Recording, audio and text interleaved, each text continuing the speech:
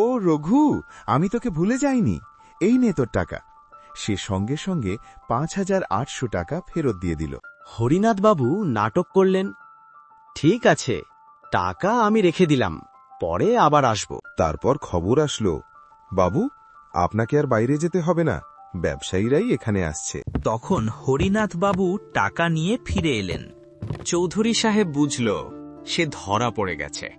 যারা কঠোর পরিশ্রম ও সততার পথে চলে তাদের অন্যায় হতে দেন না, আর যারা অসৎ পথে চলে তারা শেষ পর্যন্ত ধ্বংস হয়। রঘু যখন তার টাকা ফিরে পায় তখন তার ভেতরের আগুন যেন আরো জ্বলে ওঠে। সে ভাবল, আমি শুধু নিজের জন্য নয়, এই গ্রামের গরিব মেহনতি মানুষদের জন্যেও কিছু করব। রঘু সেই টাকায় একটা ছোট জমির টুকরো কিনল। সে নিজের হাতে মাটি কোপালো, নিজের ঘাম ঝরিয়ে চাষ শুরু করল। গ্রামের লোক হাসত, গোয়াল ঘরের লোক আবার জমিদার হবে। কিন্তু রঘু চুপ করে কাজ করত। একদিন হরিনাথ বাবু রঘুর জমিতে এলেন।